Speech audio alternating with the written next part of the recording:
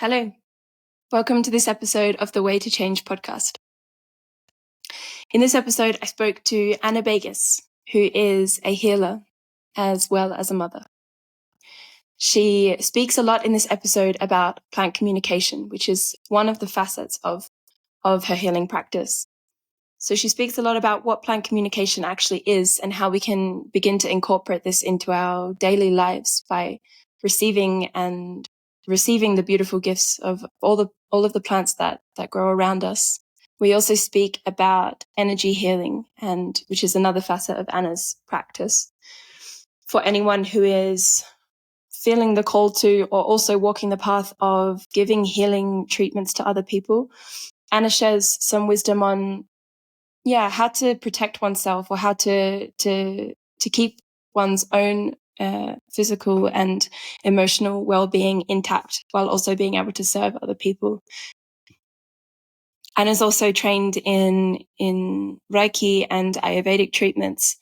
She combines all of her knowledge into a beautiful combination, and I can really speak from my own experience. I worked with Anna a lot last year. I did one of her courses. She has courses which run online.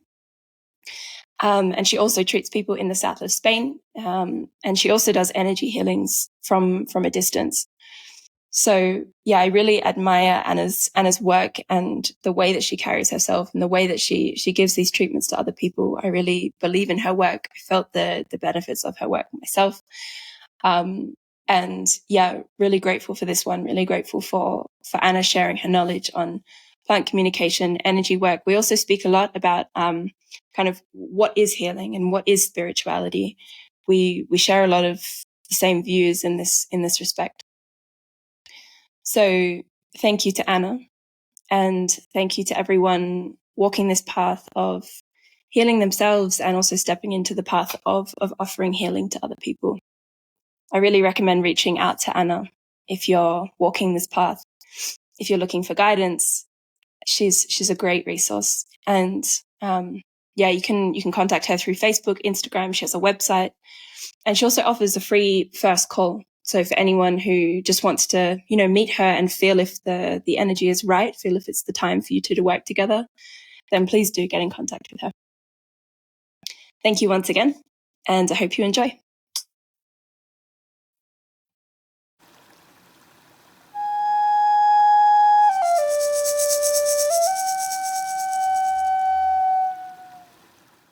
Okay, here we are. Anna Begas, welcome to the podcast. Thank you. Such a pleasure to have you on after all of the work that we did together last year, and excited to get into the various topics that we have. Why don't you start by giving us a bit of a background on kind of a bit of your journey and what kind of led you to the work that you're doing at the moment? Yeah, so I'm, where do I start? Because it's kind of, I can start in childhood or much later, but I work mainly with women, mainly with highly sensitive women, and I'm a therapist and energy healer, and I focus a lot on working with plant spirit communication of the plants that grow around us, and so our connection to nature as part of our healing. And so how I got here, I think I'm definitely doing what I should be doing, and I'm just following my soul path. And how that kind of played out, I think when I was younger, like a teenager, I especially felt my no rather than what's my yes. I was pretty clear on what's my no. And so I always was quite rebellious inside of me against the system that I was part of. And at that point, the schooling system. So as soon as I could, basically, as soon as I finished high school, I didn't want to continue in what was expected at the time, like going to university. And so I went traveling, and I think that first of all brought me a lot of freedom and the connection to nature that I didn't, couldn't develop so much in my childhood in very populated areas in Holland. And so that journey of traveling and working in many different parts of the world, it got me in touch with a lot of different cultures. So it really broadened my horizon a lot. And it got me in touch with a lot of different ways of living and also ways of healing. And as I said, with nature. And it just really opened up my world. And from there, but I can already see a lot of seeds actually earlier on in my childhood. But from there came a big love for the plants and nature. And when I then, after 10 years of roaming around and traveling and working in many different places and many different jobs, I decided I wanted to study herbal medicine and went to the Scottish School of Herbal Medicine. And there I chose that school because of their approach to the herbs and plants as living beings. And so besides studying academically, we also met every plant as a being. And that really was a huge door opener for me. And from there, I went to study on. I studied massage, and then I wanted to go deeper in that. So I studied Ayurvedic massage, where we include the energetic body, and I started to focus that on trauma healing over the years through the body. And I added, because the energetic body is, not separated from the physical body anyway, and in Ayurveda that is so well taught. So I wanted to go further in energy healing. So I did that for many years, and I learned more about trauma and more about mindset. And I just learned a lot of different approaches to healing: physical, mental, emotional, energetic. And I always had this background of my own connection to nature and my interest in the plants.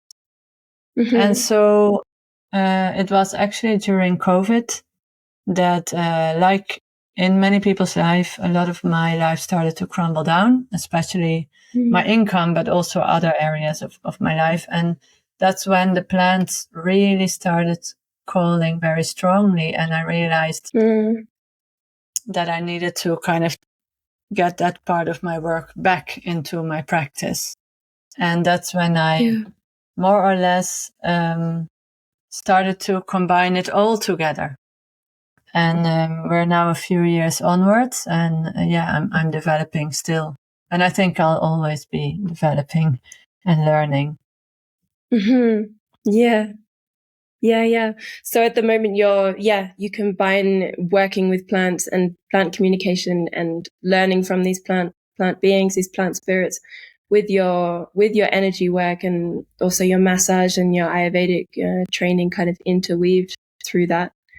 And I can definitely say from my experience with working with you that it's a really beautiful combination of skills that all go hand in hand and that are also so intertwined.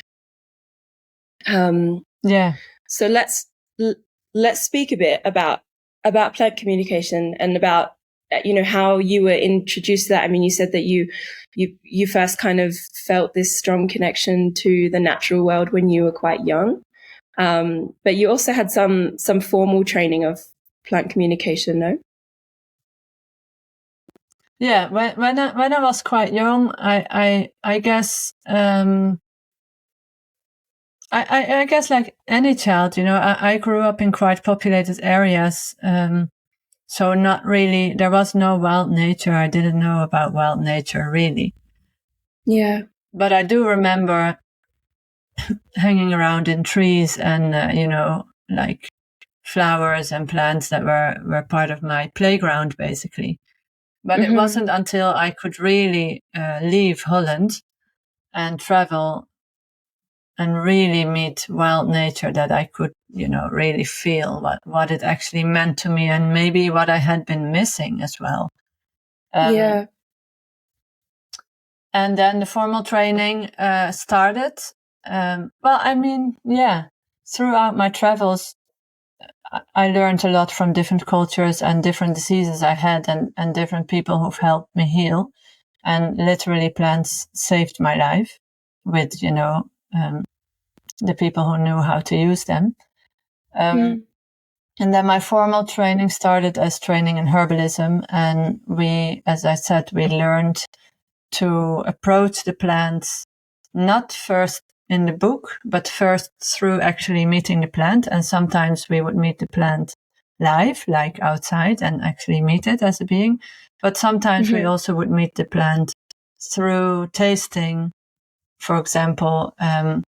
But before actually going into information in books or internet, we would meet the being and what it speaks to us or what it feels like to us. And that was taught through different ways, and mainly through a method that's called Goethean science. And it's, I don't know if you've heard of the German poet Johann Wolfgang von Goethe. So he was a really a nature lover. Besides that, he was a poet. He was also really a nature lover and someone who really observed nature. And he kind of came up with a steps plan of how to observe plants. Not only plants, it could also be something else in nature, or a human being, or an area in nature. How to observe this phenomena. And rather than be an outside observer, observe it subjectively until you kind of become the other, become the being. And so you start to really communicate with this other being. So that was my first, really official training into meeting the plant as being, and what I'm calling now plant communication, but you can call it so many ways. It can be called plant spirit medicine, or plant consciousness, or the plant beings. So for anyone who's listening who hasn't really heard of this idea of plant communication before, or like you said, you can call it many ways, how would you generally approach and how do you guide your students when they're first approaching a plant and wanting to learn from a plant? Like what is plant communication, and how do you first even try to approach this when we haven't been taught that we can communicate with these beings generally in the mainstream system? We haven't been taught that at all in our society. I think many have heard about it from other societies, like more the shamanic societies, or societies that are less influenced by our white Western society, colonialism and white supremacy. And so I think this was a way of moving through the world before, even in the West, before that was kind of cut down, that strong connection to nature was cut down by the roots. And I think it hasn't been taught in our society, but it's actually also so innate to us that it's actually really easy. So many have heard about this in other cultures and think that's something like far away, like I can't do that.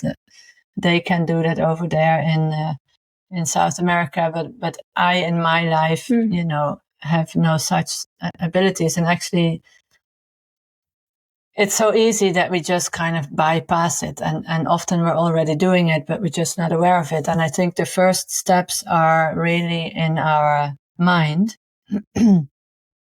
and in our heart, I guess. And it starts with an opening of bringing in some curiosity towards the world that we're living in, and just starting to observe.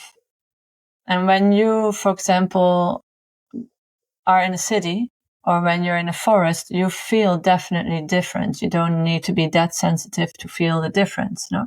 Yeah. So when you are walking around in that forest, if you just pay some more attention and some curiosity, and so that's a bit of opening around, the heart and the mind, and just walk around with the curiosity of, like, what is it that makes me feel different?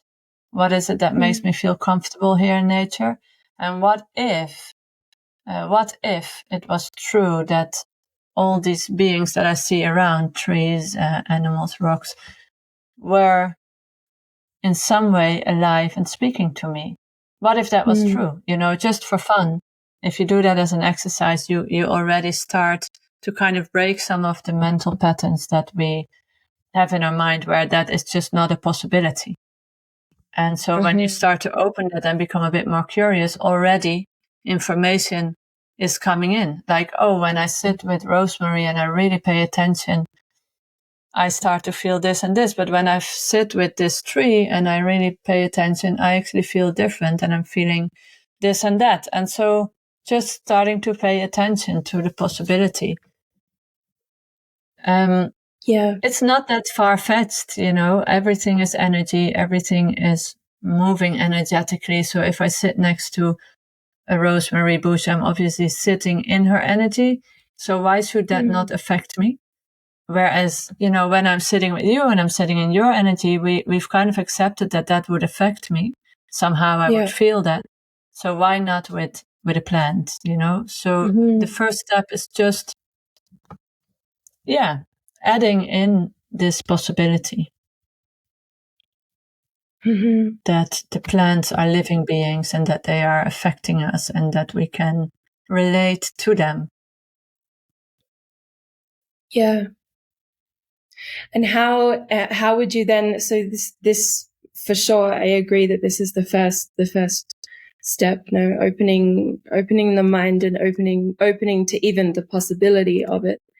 Then what's the process in taking that further? If you're wanting to connect with plants, not just on a physical level, for example, through herbalism and through like supplements and ingesting plants, but energetically, if someone is wanting to communicate with plants for healing and for anything anything to do with healing, what are the next steps?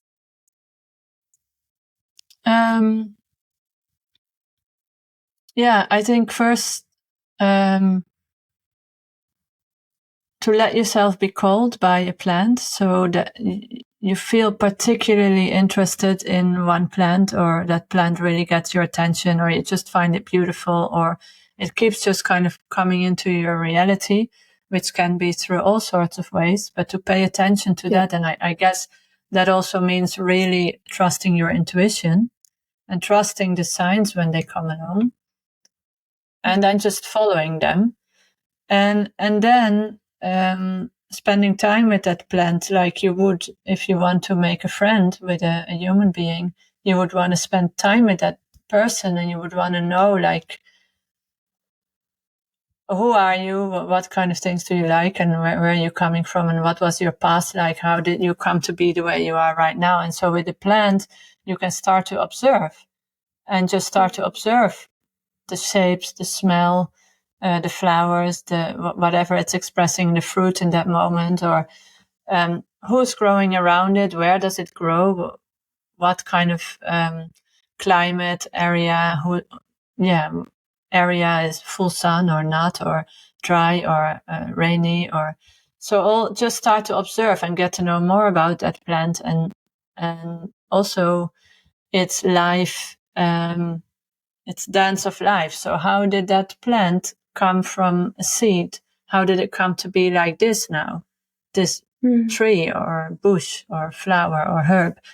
And does it die every year, or does it live many, many years? Or so all just gathering information, and in that process you're spending time with the plant and you're becoming interested in it, and you're spending time in its energy, and you will already start to kind of mingle with that energy and start to feel that, certain thoughts are coming into my mind now, certain insights or certain emotions are changing. And so, that can be taken deeper and deeper, but it basically is a lot about being with the other and observing its physical shape, observing how you feel when you're with that other being, observing your own thoughts. And the way we relate to spirit guides, you can start to relate to the plant guide. You can start to ask if you may relate it in that way. You can also in form of reciprocity, and not just us going and wanting something and taking, bring gifts or sing a song or just give it your attention. And like relationship. So with a human being, you wouldn't just go to this human and say, okay, what can I get from you? What can I get from this friend? What are you going to give me? So with a plant, you're also not going to approach it in that way. You're going to approach it like, wow, I'm aware that you might be a really big healer and you can teach me so much. So can I give you something? Can I look after you? Can I give some water here? Can I sing a song for you? And so you build relationship, basically. Yeah. And this relationship is so beautiful and develops over time. And for me, the being introduced to this in your course last year was, I mean, just like you were saying, I would always feel, better in nature, and I would feel that the energy of plants in general is healing for me. But in terms of communicating with specific plants and realizing that different plants are able to offer different messages and different forms of healing and communication, this really opened my world, because I felt like before that, the plants that were really used for kind of strong energetic healing and communication were the psychedelic plants, ayahuasca and mushrooms and these in this category. And then once I realized and opened to this realization that every plant is its individual being and has wants to work with you, like we're inhabiting this earth together, and so why would they not want to work together with us? And this really opens a whole new dimension to healing. Really, really, really powerful. I think that is one of the missing links often in our healing. And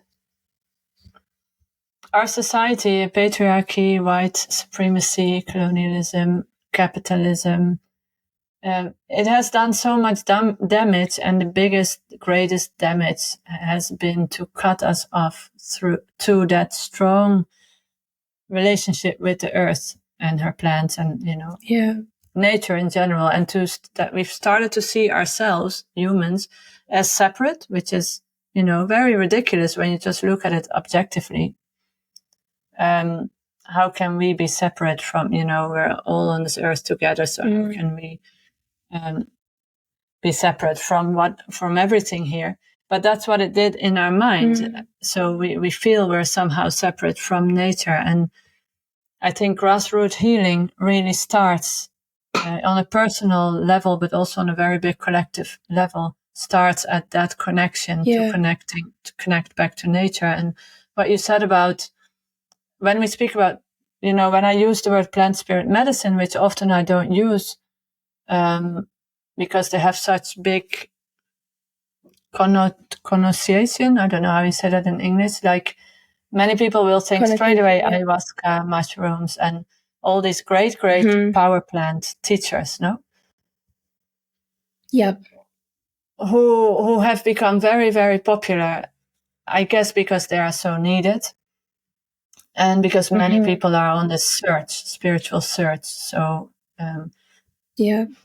however, and I think they can be life-changing, and, especially when, you really go work with them in the way that they were traditionally used, and with people who know how to guide this and how to guide the ceremonies and work with these power plants. However, in just normal day-to-day life, you can easily connect to the spirit of any old herb around you, like nettle, like the oak tree, or, rose, or, and this is not less powerful. It's more gentle on the nervous system because they're not psychedelic, but you can have really, really mind-opening, consciousness-opening experiences just with these plants and herbs that just grow right here. And it's very gentle. And so in some times of life, you may feel the real calling for a big power plant like ayahuasca. But, you know, in day-to-day life, you can be seeking out the plant spirits all the time, and they're all so generous, like the earth is and like all of nature is. And they're all just there, wanting to give and to provide and to nurture and to heal. Yeah. And also it seems like a big piece of the puzzle missing, or quite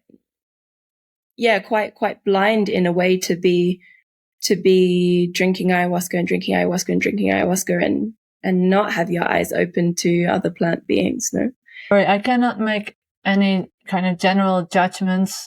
I mean, it's a whole big topic, no? But sometimes people are open to the world of spiritually connecting to nature through ayahuasca, for example, through the mushrooms. And the beauty is to actually really bring that into your day-to-day life. You don't need to take always the very strong hallucinogenic herbs, plants, to be able to contact the plant spirits, or to be able to have that kind of contact. It can be a daily thing that is kind of just integrated in your normal day-to-day life. And you also don't have to be, you know, anything really special for that. It's really innate. It's really something natural to us to be doing that and to walk around the world like that, because all of our ancestors will have done that. Yeah, I guess it just is I agree. You don't need to be anything special. It's in us, all of us, to be able to connect and communicate with plants in this way, and to receive their gifts and to give back gifts to them. But unfortunately, like, we're so in general in Western society, like you said, we've been cut off. It's just like it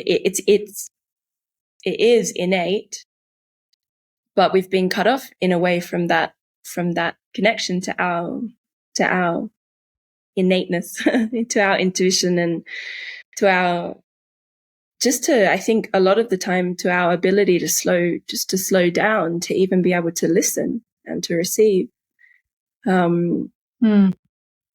And I think that's a big part of it, slowing down, no, to like bringing a meditation practice or a yoga practice or whatever kind of practice just brings someone more into their body and less into the story of the mind, to actually then incorporate plant communication into, like you said, a daily practice. I think it's a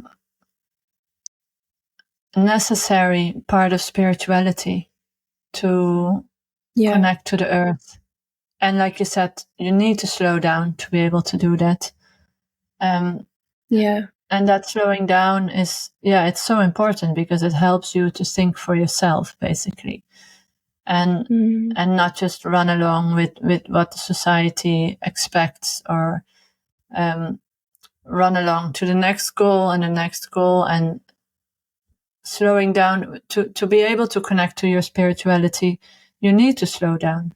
And I think in the West, we tend to see spirituality as this kind of upward moving movement energetically, which is also part of it. But the other part is that the upward channel has to move down into the earth as well. And so by sitting with plants and connecting, deepening your relationship to nature, there is no other way to do it than to slow down. You have to slow down, otherwise you don't hear, you don't feel, you can't reach your intuition generally. And I think it's very important for us to start to include these, you know, the two poles of our spirituality and really include our connection to nature and our relationship with nature into our spirituality. Yeah. Yeah, I agree 100%. It's a really big, I think it's a really big lesson that a lot of people pass through in when first stepping into spirituality. I mean, what even is spirituality? Like for me, like how can anything be more spiritual than reconnecting to the mother beneath our feet, you know? But so this word, even like what actually is spiritual. But I feel like when a lot of people start to step on this journey of, you know, realizing like, whoa, I'm not the stories of my mind, and whoa, like there is a God or source or something, you know, greater.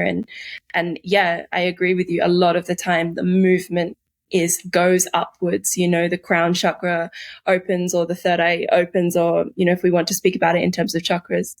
And there is this kind of temptation, I feel, to escape upwards, no, because so much of the trauma and the difficult lessons and the things that we really need to, you know, the gritty stuff, to the difficult emotions, like the fear, all of this is in the lower three chakras. And so it's so easy to escape upwards and to start channeling and to start, you know, speaking to crystal beings and speaking to the stars and reading Akashic records and all of this stuff that is upwards. And then there is no care for the earth. There is no connection to the earth. There's little trauma healing actually being done in the depth of one's roots.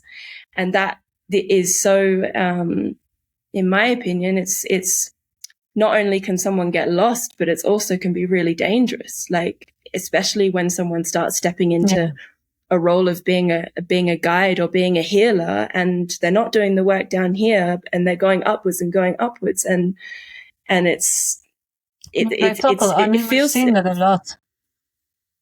They topple over, so to say, like energetically.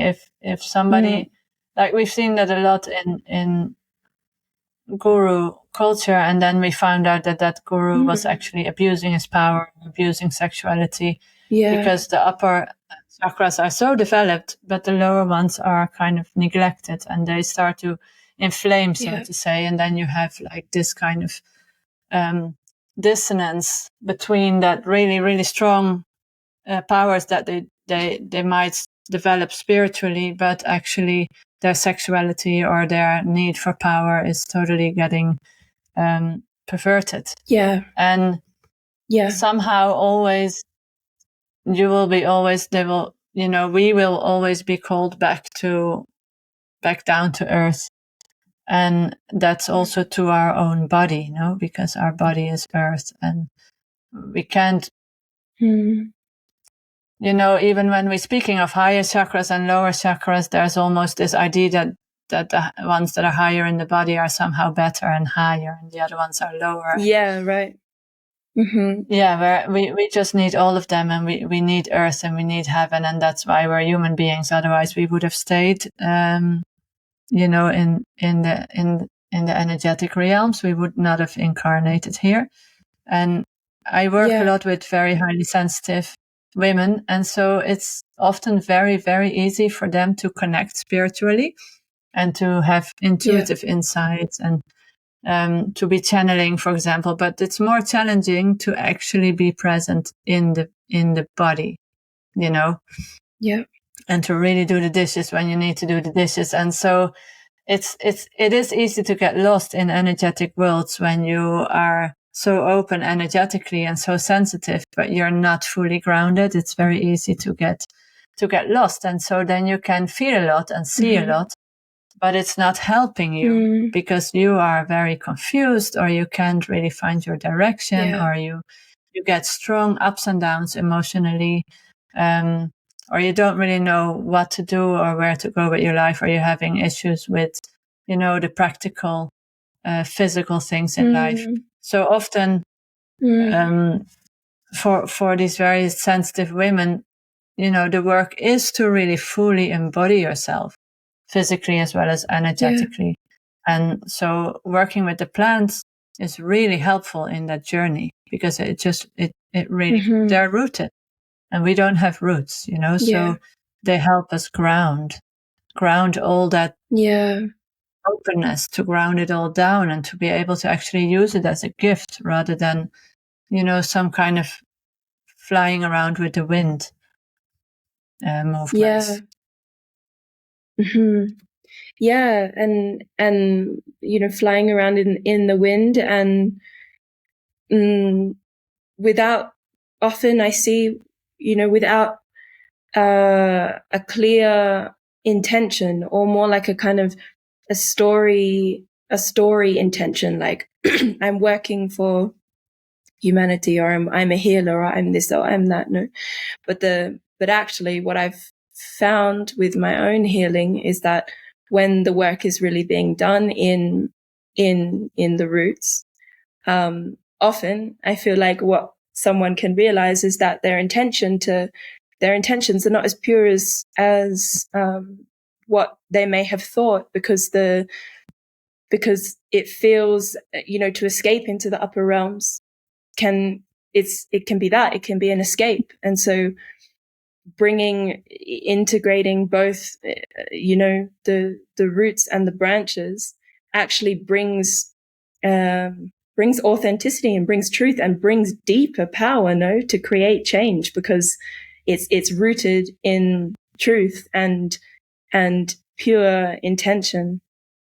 And then these this gift for our energy to rise upwards is married with this gift of our energy being rooted in the earth, and that's where the power is for change, I believe. Yeah. Well, it's very important for our own mental stability as well, because Also, as highly sensitives, and I notice from myself, when I get slightly ungrounded, but I keep on perceiving a lot and feeling a lot, and it is really hard to have any kind of direction, or to have any kind of focus, because you just meet so many different, so much input. You're receiving so much information. I can literally walk by a dark alley and just kind of, suck up some information from there. And when I'm not well grounded, that is really unstabilizing. So then it becomes very hard to, to be grounded and to have a direction. And you can add to that our own personal traumas, and so much starts to move emotionally, and that is what is very common for highly sensitives. So much is moving emotionally that you just kind of get lost in feeling so much. And that is, first of all, really tiring and really confusing for yourself. It's really unpractical in daily life. And it's just, you're not using your gifts in a way to help yourself, and then also as an outward movement to help other people. So the first thing is really to actually get stabilized in your own body and in your own nervous system. And I feel nature is really, in my practice, it's one of the key points of finding that solidity. No? Just putting your hands in the earth, and working with plants that help you ground. Do you have any recommendations for like throughout your journey of communicating with plants, which plants in particular have helped, have you found for you personally have helped bring the energy downwards? Plants in general, I think. Right. But I would say, and trees also strongly, because just they're older and bigger, and very, very old trees. But yeah, I'm thinking of comfrey, because I've been working with that plant a lot lately, and it's very grounding. Nice. It has also very, very deep roots, and it's very serious and really slowing you down. And for me, I mean, it depends, of course, where you live. But oak tree is someone who really slows me down. Olive tree as well is just bringing this really, really kind of slowing down patience into my system that I don't have so much naturally. So many plants, and also just connecting to the roots of any plant, is very grounding. Whereas when we're connecting to the flower and the essence of the flower, it's often, for me anyway, it's often felt more like, oh, that's really uplifting, and it's really kind of opening and moving upwards. But when it depends also, you can connect to different parts of the plant. But generally, I think all plants, for me to connect with them and sit with them or just call them in when I'm, lying in bed, they're all having this action of bringing me into my physical body. And often when I sit with a plant or a tree, I realize, my feet, I forgot about my feet. I forgot I have feet. And then I feel my feet again. I feel my legs again. I feel my weight, on the ground. And so generally, I think plants do that because they're so rooted. Yeah. And then do you also want to speak a little bit about, once someone first meets the plant and greets the plant and gives gifts to the plant and begins to open and feel the energetic field and begins to feel some communication with the plant, what other ways can, for example, we can make herbal remedies, tinctures, oils, teas, things like this as well, to incorporate to bring the plant more physically into the body.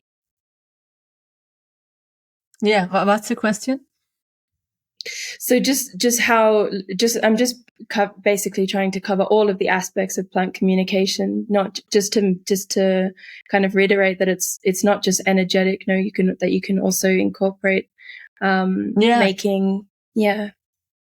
I think it's really powerful when you combine the energetic contact with the plant or the plant energy or the plant spirit with the actual kind of herbal medicine part and making some medicine of it. And then when you take that medicine, you actually do it consciously. So, maybe thinking about your experience with the plant or just calling in the plant spirit and rather than just taking some drops here or some tea there, you're actually taking a moment to really connect to your relationship with that plant. And I think that makes herbal medicine really powerful, more powerful than when we just buy supplements and take them or buy a tincture and take them. I find it much more powerful when we combine. And it's the same idea of you have the connection to the physical and the earth, and you also have the connection up to the spiritual realms. And when you combine them, that's just so powerful. So I would always recommend, and in the course, for example, that you did online, once you really establish that relationship, to also make a medicine or a remedy with the plant and ask its permission.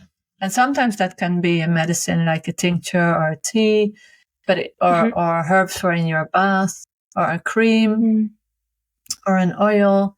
But it can also be a stick that you carry with you and paint or something, or something that you wear in a necklace, or just a part of the plant that you wear with you, and you can physically touch it when you want to remind yourself of calling the plant energy. I'm just thinking of what participants on the courses have made. I remember somebody made a basket of the plant material. So there are so many ways to bring the physical plant into your physical world that can be medicinal when you connect to it in that way. And other parts of this journey, I mean, we do a lot of, as you know, we do a lot of writing, a lot of painting, or expressing ourselves creatively. So for some people that has been singing, dancing, or coming up with a song, or a song might just come through from the plants, because some people hear the songs from the plants, which is really beautiful as well. And then that song or that melody becomes their medicine. Some people start to express that in movement. Some people start to express it with painting. So I've always used a lot of creativity in the process of getting to know the messages of the plant. And sometimes that creativity becomes the actual medicine of this plant as well, the communication with the plant. And for some people, it's more easy they actually hear words and they write down words. And other people, they just feel, like, because we learn in, the way I work, we always start with learning to know our energy field and our body. Yeah. So then you start to feel changes within the energy field or within your physical body. And that's medicine as well. So there are like so many ways that you can receive the medicine of a plant. And it just depends a little bit on what your character is most inclined towards.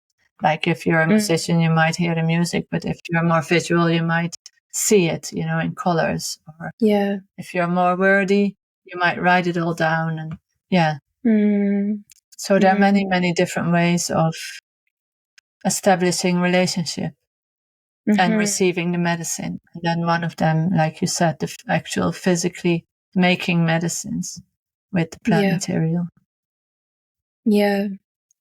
Yeah, for me, colors were really powerful. Like what color do you feel is the plant is bringing? For me, I was working with the poplar, and yellow, which was like the color for me, and I think for a lot of people, of joy and of lightness and of happiness.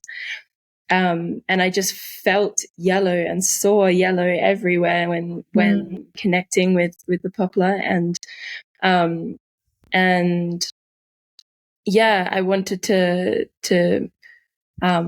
also, well, we already touched on this actually, that not meeting the plant first through a book was so important. Like for me, my journey with the poplar, as you know, like you really encouraged, it's not the time yet to research the plant and its gifts, because that then implants an idea in your mind of what you're then going to feel, rather than just letting the feeling come through you first.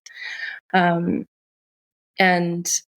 my journey with the poplar was that I, felt all of these, was feeling all of these things, like, wow, it's really, I feel like it's really liberating me from fear and bringing so much joy and bringing all these gifts. And then afterwards, later on in the course, when it was time to actually research the plant, that's what all of the things say about the poplar. Like I found out that it's a backflower remedy, and that it's used for the alleviation of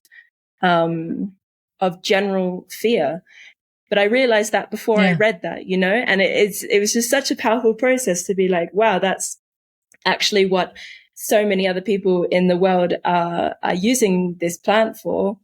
But I didn't read that first. I realized that that's what the plant was bringing before I read that. And it was just this powerful experience of like, wow, I really can trust my intuition with what plants are bringing to me. And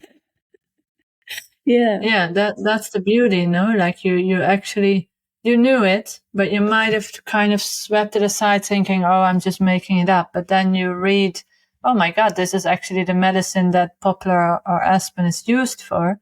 And I knew that. I heard it already. I received that information already. And that's so beautiful, because it really affirms your own trust in your own intuition. And I've worked with another woman who worked with aspen as well, poplar.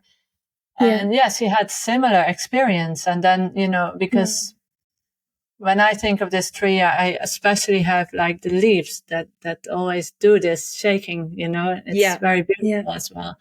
And to me, that feels like, the shakiness, the fear, and that came up so much in your process and in her process. And that's just communication going on. That's observing the plant and seeing that it's doing very particular things with the leaves that other plants don't seem to do. And what does that feel? What does that mean to me? What does it feel like to me? And the beauty of doing this kind of work in a group like I did this summer is that you have the immediately feedback that everybody can voice what they're feeling, and then you start to see that, oh my God, everybody's picking up on the same themes.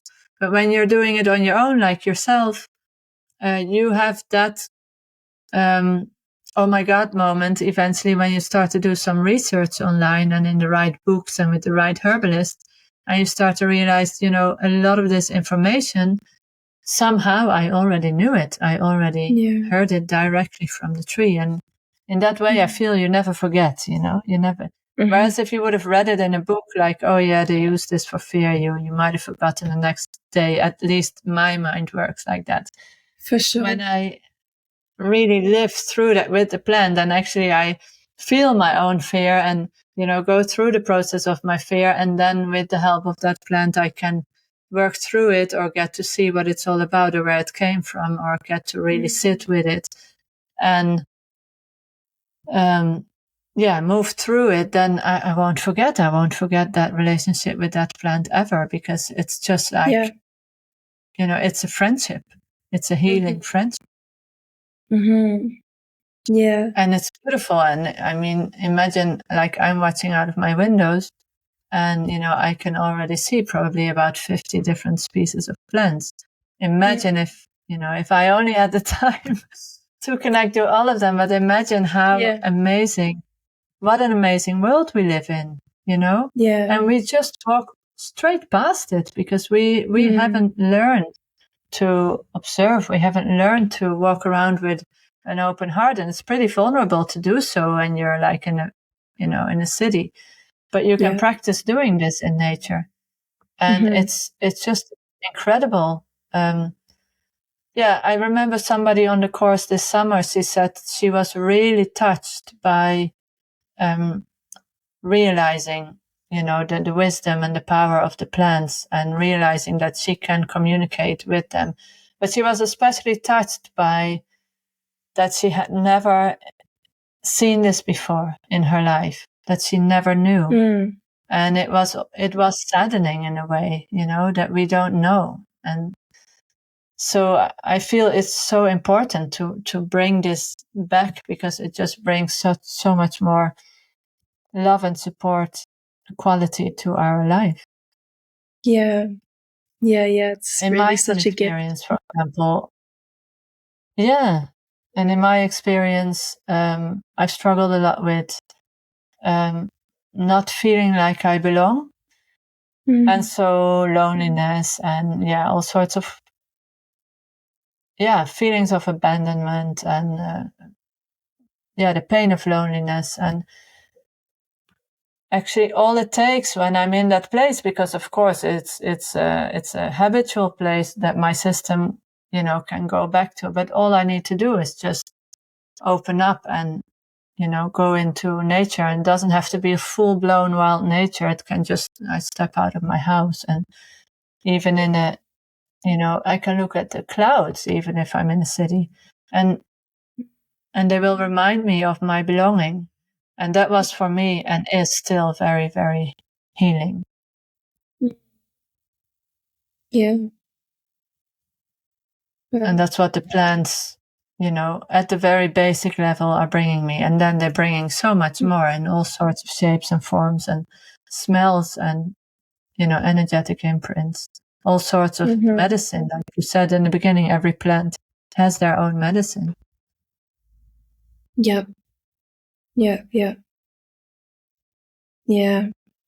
And so in your practice, combining this with also, encouraging people to connect with plants, and then you're also combining this with your experience of working with energy healing.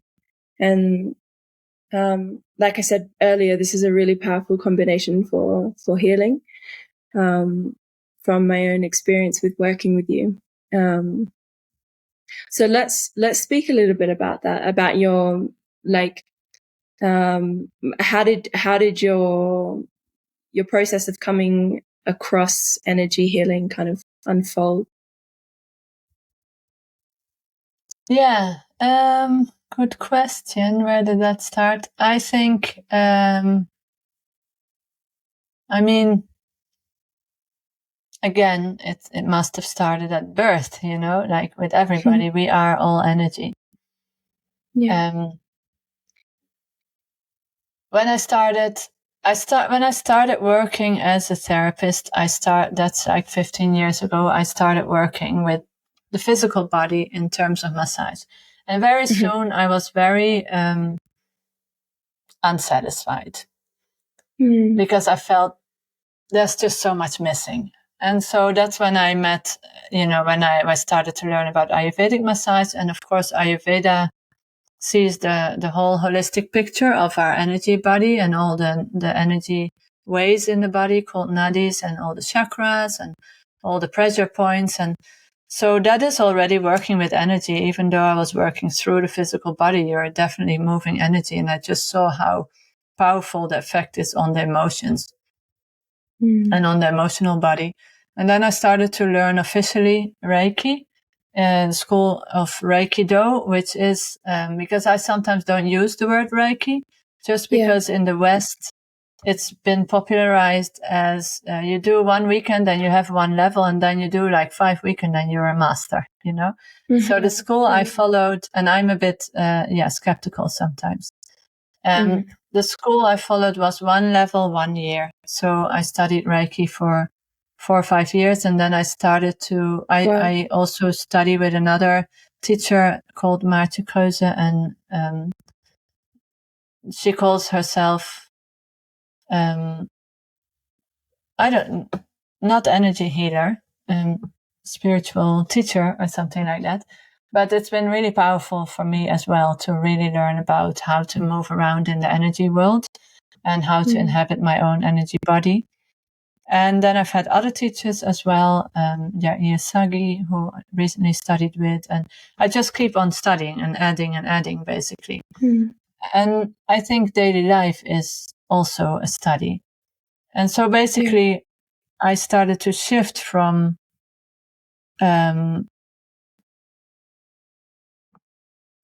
seeing that, how do I explain this? I started at some point to see the energetic reality behind our physical reality as more real than the actual physical happenings. And that has become a way of looking at life and looking at my relationships and looking at anything that happens, like to look behind towards the energetic reality. And in the evolution that we're living in right now as human beings, that is becoming more and more easy for many people, and more clear that actually the energetic reality behind our physical world is actually more real now than the physical compared to, a decade. Yeah. So it's very easy to tie the plant into that just because everything is energy. And when I sit with a plant, I feel energy moving. And I can feel it in the physical body, or I can feel it in the energetic body. But the more we are aware of our fullness, so not just physical, but also the whole energetic body, the more we perceive with more clarity, and the more we inhabit our, I guess the path, our soul essence, the more we can inhabit that. So in all of my teaching, I start with inhabiting the energy body and just becoming aware of that. And so when you communicate to a plant, also to be aware of what's happening energetically, and just to, again, curiosity and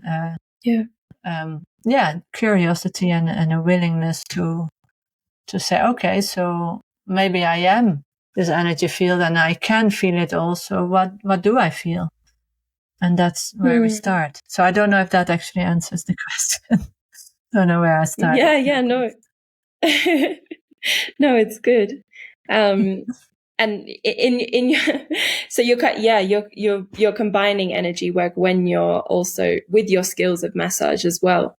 And in everything. In that. Yeah. Okay, sure. Yeah, wow, that's a really powerful perspective to. When I work physically, because it's so nice for the physical body to just get touch, and we all human and we need touch. And I feel that's another thing that's sometimes missing in our society. Yeah. So many people come for a massage rather than energy work. But of course, and it's important, no? The physical body, it's so important. But of course, there's no separation. It's not like, oh, this is the physical and then the energy is here. No, it's just all together. The physical is just energetic. That kind of is a bit more dense.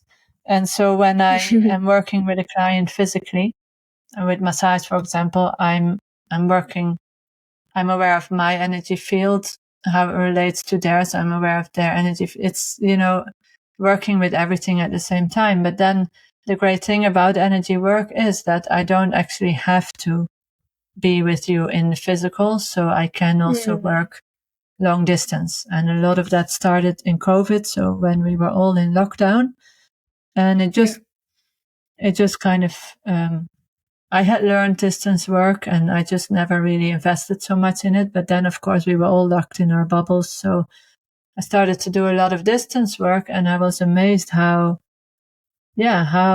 strong that works. And still am amazed how you can really work. There is no distance basically in the energy world, and there is no time. So you can work with past, with future, with distance. You can work without all these limitations that we have in the physical world. And that's the beauty, I think, of energy work. One of the beauties of it. Yeah. How did you realize that you were ready to start working energetically with people? Because I feel like that's an interesting process that some people. I realized.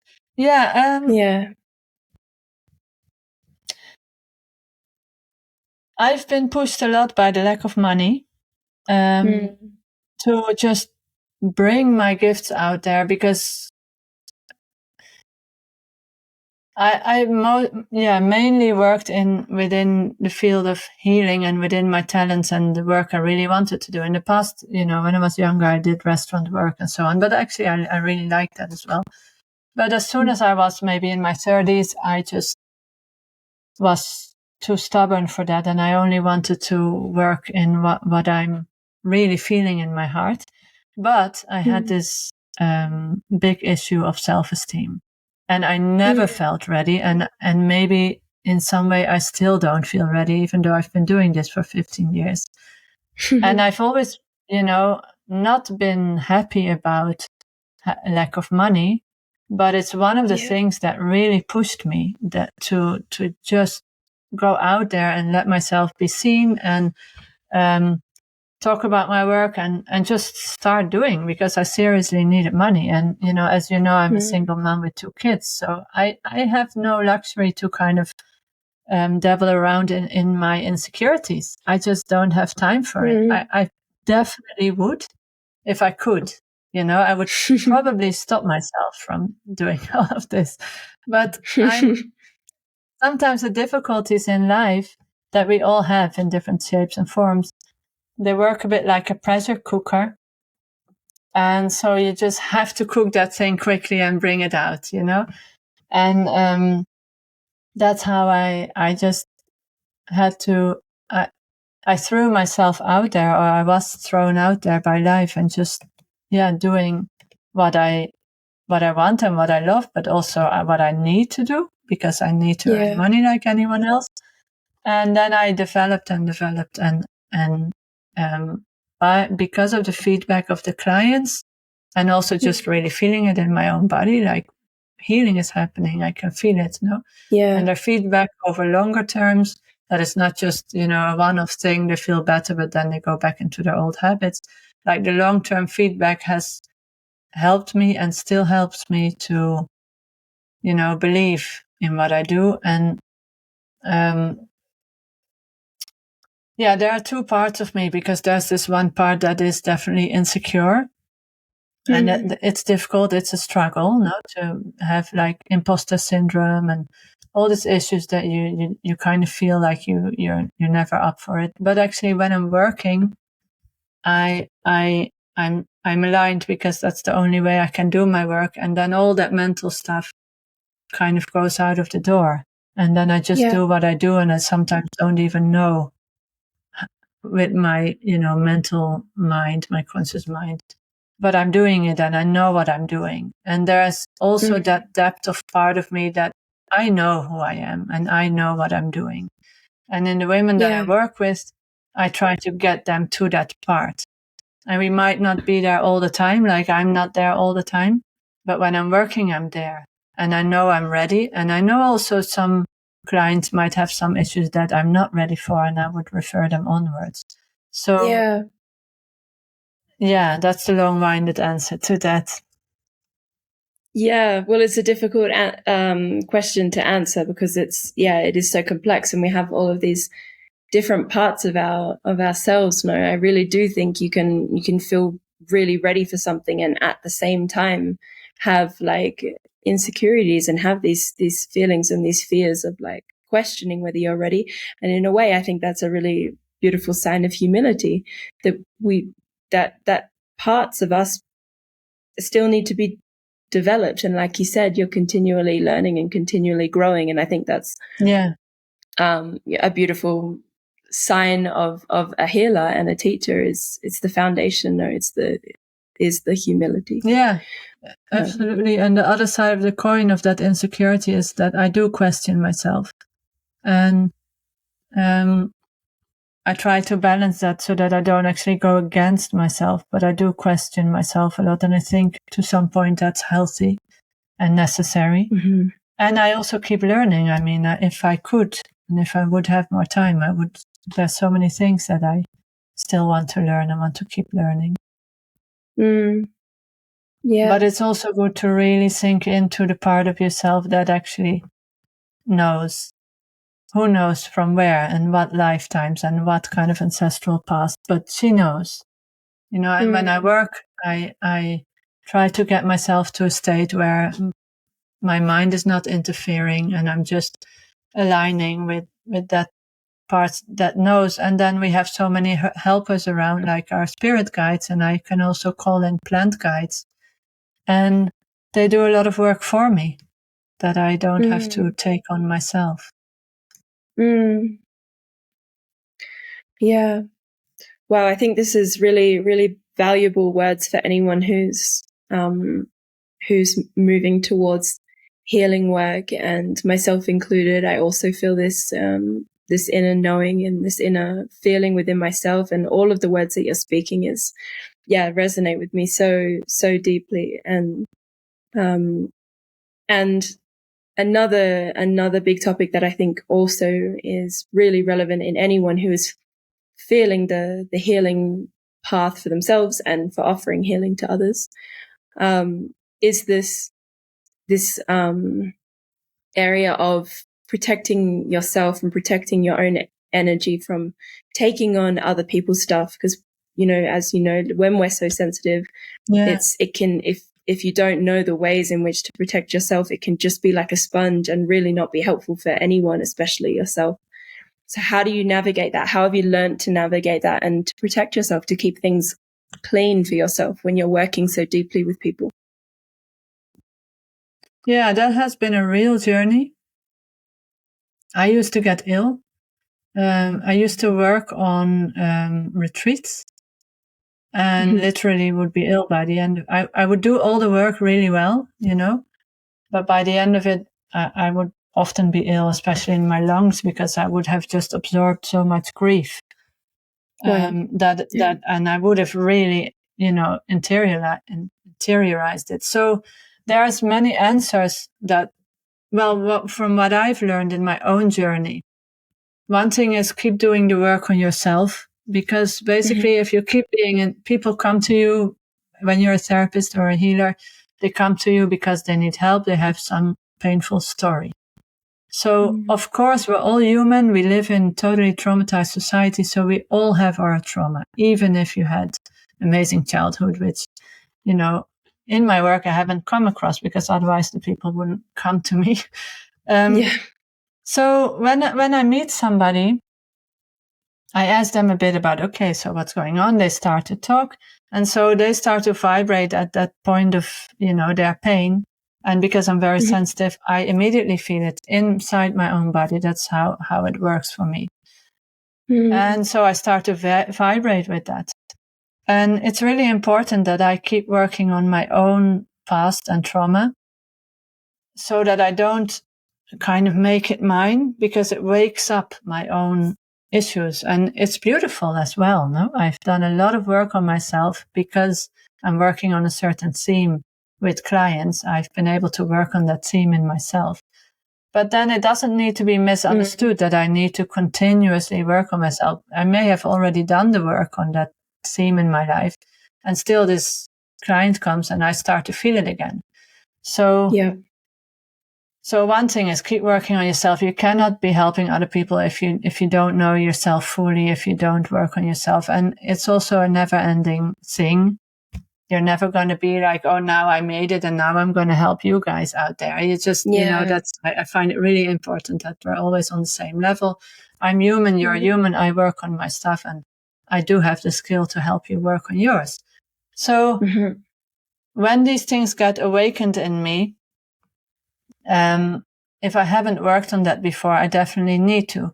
But if I have and they're still being awakened, it's just first of all, really important to be conscious of what's happening. Like, okay, I feel a pain in my heart, because that is the way I receive information about my client. And so I'm going to ask them about their heart or something related to that. And I'm going to be working on their heart for sure. And then when they go, I need to let that go with them. And I don't necessarily believe in most cases that I need to protect myself, because everything is energy. And so I cannot stop the energy from flowing and coming in. But the important thing for me is that I actually let it flow through and let it go. Let it flow through. At the end. And that I do that consciously. So when a client goes and I feel, I still feel something with me, and I just kind of bring my attention there. I can maybe even take it in my hands and hand it up to my higher guidance and say, "This, please handle this for me. Take care of this for me." I might center myself again and into my inner channel that can flow and be cleansed, and I can ask my guides to help me cleanse it, or I can imagine that I'm being cleansed. I use herbs like sage or rosemary or artemisia that grow around me to just help me physically, like clean spaces before and after I work. But most of all, it's important the consciousness of what's happening to me. If I go home after a session and I'm sad, and I take that sadness into my life, and then my mind brings me sad memories, and I think my whole life is sad, I just need to be conscious. Oh no, I did this work today. And so I must be carrying still something from that. And even just that consciousness can be like, okay, it's not mine, not attached to the thoughts that are forming around it, and let it go, or maybe give it back to the earth. So the earth recycles it for me. So many people use many different forms of cleansing, and it just whatever works for you, as long as you bring your consciousness to that is really a reality of the work that we're doing as healers. We're picking up information, and it's not ours to keep. And so most of the time within the session, if I'm working with something, it will clear within my system and within the system of them. And, new doors open and new habits can arise. But it's still really important to work with that consciously. The other thing is water. I often use water, like I usually shower after, or even better if you could jump in a river or something, but then you consciously ask the water to help you cleanse. And just proper self-care, don't work when you're tired. Trust that the universe will then look after you. I tend to get a lot of clients when I'm actually fit and well, and when I'm tired, I don't get so many clients. But besides that, even if people keep calling you and you are tired, you need to know when to say no and not to take on too much. And when you have your period, for example, you might want to just not work or work less or do more protection or do more cleansing. So it's, really looking after yourself. Because when you get tired, it's when you kind of start to absorb more and, more of that chaotic stuff starts to come into your own system and and you might be less conscious of what's happening and it becomes like messy and you don't want to go there. So you need to really look after your health, your energy levels, your sleep.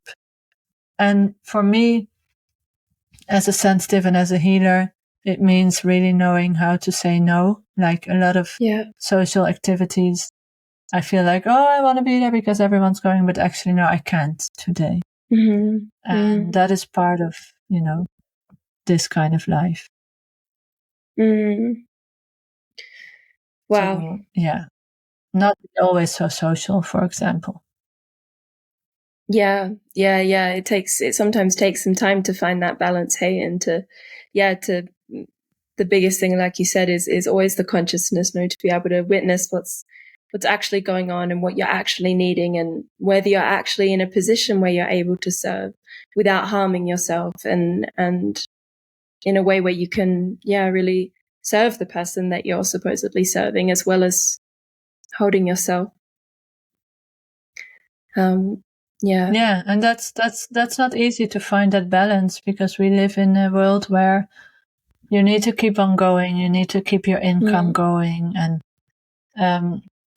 the healers and therapists of our society are not supported by the society, and that you just need to make your own money. And so it's hard to find the trust to take a break, and how does that practically work?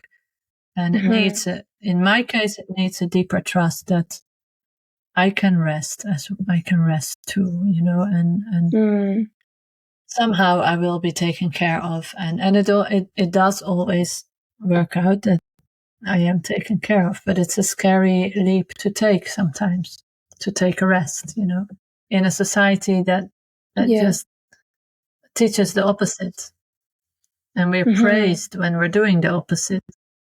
Yeah, and also, I mean, as women as well, with our cycles, like when to say no in correlation with where you are in your cycle. And this is also a really big factor. Like I was having a conversation yesterday with a friend, and we were saying that you can't, like, how can you do a 9 to 5 like every day with these cycles that we have, when in particular times or weeks even of a month, it's like so much energy needs to be directed to rest and internal reflection.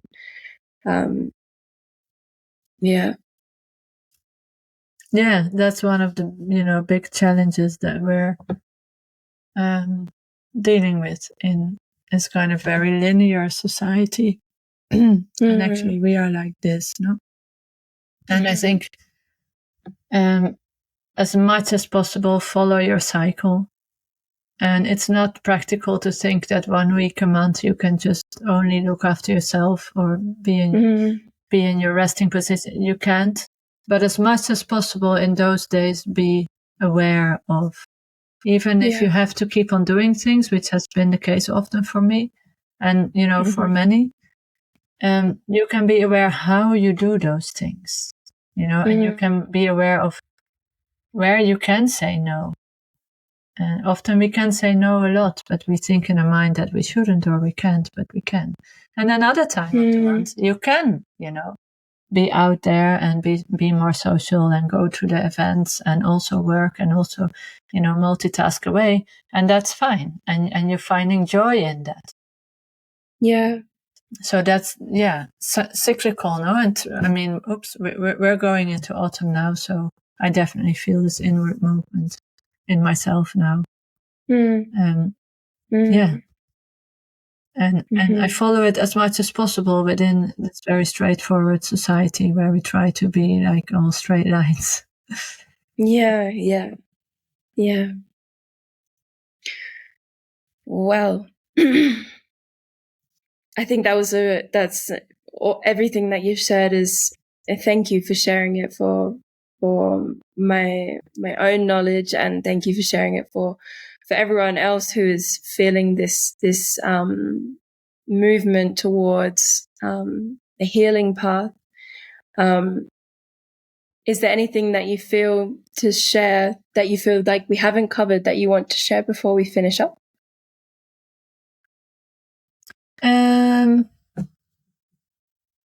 Well, I would say if somebody is feeling, that calling to step into themselves as a healer, and if my words have spoken to them, then I'm happy to assist on that journey. It's like one of the things I do is helping sensitive women find their gifts and talents and to bring that out into the world. And I can maybe share a bit about how to reach me or how I work. Please. Please. Yeah, I have 3 online courses. One is called Immersion into Plant Communication, and it's basically all about the plant communication. It's a 7-week course, and it's where you'll find your own plant teacher and have like an in-depth healing journey with that plant teacher and open up your own relationship to the plant spirit world. And then I have a course that's follow-up to that. It's called Roots to Fruits, where you take that plant spirit connection into really bringing your gifts out into the world as a highly sensitive, where we work with things like our boundaries, what our talents and gifts really are, how we find our alignment, and we work a lot with the energy body, so that we can really use the sensitivity as a gift and bring that out into the world. And if that's for you in healing, then that's going to be in healing in work, but also in many areas of your private life.